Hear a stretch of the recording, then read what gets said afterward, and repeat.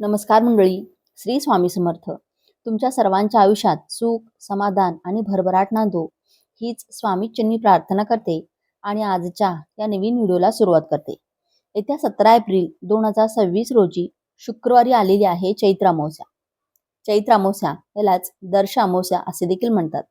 ही चैत्र महिन्याच्या कृष्ण पक्षातील शेवटची तिथी आहे, जी पितृकार्य आणि दानासाठी अत्यंत पवित्र मानली जाते. या दिवशी स्नान, दान, पितरांचे तर्पण आणि सूर्यदेवाची पूजा केल्याने सुख समृद्धी लाभते. या दिवशी पितरांचे स्मरण करून श्राद्ध आणि तर्पण विधी केल्याने पितरांना शांती मिळते आणि पितृदोष दूर होतो. या दिवशी पवित्र नद्यांमध्ये स्नान करण्याला देखील विशेष महत्त्व असतं. आता सर्वांनाच पवित्र नदीमध्ये स्नान करायला जाणे शक्य नसतं, म्हणून प्रत्येकाने या दिवशी आपल्या आंघोळीच्या पाण्यामध्ये 2 थेंब गंगाजल अवश्य टाकावे. यामुळे आपल्या शरीरातील आणि मनातील संपूर्ण नकारात्मकता नाहीशी होऊन आपला आत्मा आणि मन, शरीर शुद्ध होतं. तसेच या दिवशी दान करण्याला देखील तितकेच महत्त्व आहे. म्हणून या दिवशी गोरगरीब आणि गरजू लोकांना अन्न, वस्त्र किंवा तिळाचे दान करण्याला खूप शुभ मानले जाते. यामुळे आपल्या जीवनात सकारात्मकता येते आणि घरात सुख समृद्धी आणि शांती राहते. चैत्र अमावस्येच्या दिवशी सकाळी लवकर उठून स्वच्छ स्नान करून स्वच्छ कपडे परिधान करावेत आणि त्यानंतर एक तांब्याचा कलश घेऊन त्यामध्ये तुम्हाला चिमूटभर काळे तीळ आणि 1 चमचा कच्चे गाईचे दूध मिसळून सूर्यदेवाला अर्घ्य द्यायचा आहे. यामुळे व्यक्तीची समाजात मान, सन्मान, प्रतिष्ठा वाढते आणि घरात सुख, समृद्धी, ऐश्वर्य देखील लाभते. हिंदू धर्मामध्ये चैत्र अमावस्येला अत्यंत पवित्र, फलदायी आणि प्रभावशाली दिवस मानला जातो. या दिवशी केलेल्या प्रत्येक गोष्टीचा परिणाम हा थेट आपल्या जीवनावर, आपल्या मनावर, आपल्या घरावर आणि आपल्या भवितव्यावर होत असतो. म्हणूनच चैत्र अमावस्येचा दिवस हा साधा दिवस नसून आत्मशुद्धी, मनशुद्धी आणि कर्मशुद्धीचा दिवस मानला जातो. मित्रांनो, या चैत्र अमावस्येला दर्श अमावस्या सुद्धा म्हणतात. मराठी नवीन वर्षातील ही पहिली अमावस्या असते. पुराणांमध्ये सांगितले आहे की या दिवशी देवता, ऋषी, पितृ आणि अदृश्य शक्ती पृथ्वी लोकावर विशेष प्रमाणात सक्रिय असतात.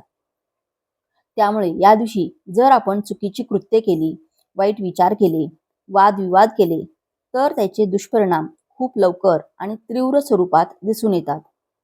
आणि जर या दिवशी आपण चांगले विचार, नामस्मरण, दान, सेवा आणि योग्य उपाय केले, तर त्याचे फळ आपल्याला संपूर्ण वर्षभर मिळत राहते.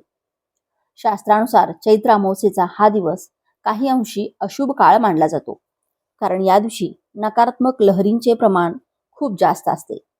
म्हणूनच या दिवशी नवीन व्यवसाय सुरू करणे, नवीन कामाची सुरुवात करणे, साखरपुडा, लग्नाची बोलणी, गृहप्रवेश किंवा कोणतेही महत्त्वाचे निर्णय घेणे टाळले पाहिजे.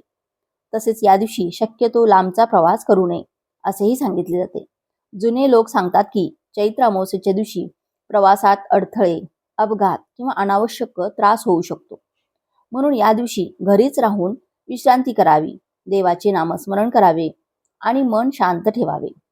आणि मित्रांनो, चैत्र अमावस्येच्या दिवशी केस कापणे, दाढी करणे, नखे कापणे किंवा केस धुणे हेही वर्ज्य मानले जाते.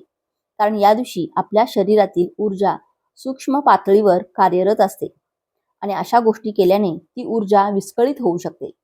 याचा परिणाम आरोग्यावर, मनावर आणि विचारांवर होतो. तसेच या दिवशी घरामध्ये वादविवाद, कटकट, भांडण, अपशब्द बोलणे किंवा कोणाचा अपमान करणे टाळावे. कारण या दिवशी घरातील नकारात्मक ऊर्जा खूप वेगाने वाढते आणि त्याचा परिणाम वर्षभर घरामध्ये अशांततेच्या रूपाने दिसून येतो. विशेषतः महिलांनी चैत्र अमावस्येच्या दिवशी काही गोष्टींची काळजी घ्यावी असे शास्त्र सांगते. या दिवशी महिलांनी सकाळी उठल्यानंतर वेणी घालावी, मोकळ्या केसांनी घरातील कामं करू नये, घरातील कचरा बाहेर टाकणं शक्यतो टाळावे. कारण असे केल्याने घरातील लक्ष्मी नाराज होते असे मानले जाते. आपल्या गावाकडे आजी आजोबा किंवा जुने लोक आजही या प्रथा श्रद्धेने पाळतात, कारण त्यांनी त्याचे परिणाम अनुभवलेले असतात. म्हणून आपल्यालाही शक्य असेल तर या गोष्टी नक्की पाळायला हव्यात. मित्रांनो, चैत्र अमावस्या हा दिवस शांत राहण्याचा, अंतर्मुख होण्याचा आणि स्वतःकडे पाहण्याचा दिवस आहे. या दिवशी जितके तुम्ही शांत, संयमी आणि सकारात्मक राहाल, तितकी तुमच्या आयुष्यातील नकारात्मकता कमी होत जाते. या दिवशी केलेले वाईट कर्म तुम्हाला संपूर्ण वर्षभर त्रास देऊ शकते आणि केले चांगले कर्म तुम्हाला वर्षभर संरक्षण देते. म्हणून या दिवशी कोणतेही वाईट कृत्य करू नका, कोणाबद्दलही वाईट बोलू नका किंवा शक्य तितके शांत राहण्याचा प्रयत्न करा. मित्रांनो, चैत्र अमावस्येचा दिवस हा नजरबाधा, नकारात्मकता, दरिद्रता, शत्रुबाधा आणि मानसिक अस्वस्थता दूर करण्यासाठी अत्यंत प्रभावी दिवस मानला जातो. म्हणूनच आजच्या व्हिडिओमध्ये मी तुम्हाला एक अतिशय सोपा पण खूप प्रभावी असा उपाय सांगणार आहे. हा उपाय जर तुम्ही चैत्र अमावस्येच्या दिवशी संध्याकाळी केला तर घरातील कटकटी, भांडणे, आर्थिक अडचणी, नजरबाधा आणि नकारात्मक ऊर्जा खूप लवकर कमी होतात. त्यामुळे तुम्ही हा व्हिडिओ शेवटपर्यंत नक्की पहा आणि चॅनेलवरती नवीन असाल तर सबस्क्राईब करा आणि व्हिडिओला एक लाईक करून कमेंटमध्ये श्री स्वामी समर्थ असे लिहून आपली श्रद्धा व्यक्त करा. तसेच बाजूच्या बेल आयकॉनलाही प्रेस करा, म्हणजे जेव्हा कधी मी व्हिडिओ अपलोड करेन तेव्हा त्याचे नोटिफिकेशन सर्वात आधी तुमच्यापर्यंत पोहोचेल आणि तुम्ही एक पण व्हिडिओ मिस करणार नाही. हा उपाय तुम्हाला येत्या 17 एप्रिल चैत्र अमावस्येच्या दिवशी संध्याकाळी 6 वाजल्यापासून ते रात्री 9 वाजेपर्यंत करायचा आहे. कारण हा काळ उपायांसाठी अत्यंत प्रभावी मानला जातो. उपाय करण्याआधी तुमच्या देवघरामध्ये दिवा लावा, धूप अगरबत्ती लावा आणि थोडा वेळ शांतपणे बसा. मनामध्ये कोणताही राग, द्वेष किंवा अस्वस्थता ठेवू नका. या उपायासाठी तुम्हाला एक साधं लिंबू घ्यायचं आहे. लिंबू घेताना लक्षात ठेवा की त्यावर उभ्या रेषा नसाव्यात. साधं पिवळसर किंवा हिरवट लिंबू घ्या. हे लिंबू उजव्या हातात घेऊन देवघरासमोर बसा आणि मनात श्री स्वामी समर्थ यांचे नामस्मरण करा. त्यानंतर हे लिंबू घरातील प्रत्येक भिंतीला हलकेच स्पर्श करा. असे करताना श्री स्वामी समर्थ हा मंत्र मनात किंवा हळू आवाजात जप करत राहा. कारण आपल्या घरामध्ये वास्तुदेवता वास करत असते आणि आपण जे बोलतो, जे करतो त्याचा परिणाम घरावर होत असतो. यानंतर हे लिंबू मुख्य प्रवेशद्वाराजवळ घ्या आणि उंबरठ्याच्या मधोमध ठेवा. घड्याळाचा काटा जसा फिरतो तशा दिशेने 7 वेळा लिंबू फिरवा. त्यानंतर घराबाहेर जाऊन त्या लिंबूच्या 4 फोडी करा आणि 4ही दिशांना फेकून द्या. फोडी फेकल्यानंतर मागे वळून पाहू नका. सरळ घरात या, हात पाय धुवा आणि देवाला नमस्कार करा. हा उपाय करताना कोणाशीही बोलू नका, मध्येच कुठे थांबू नका, पण पूर्ण लक्ष फक्त नामस्मरणावर ठेवा.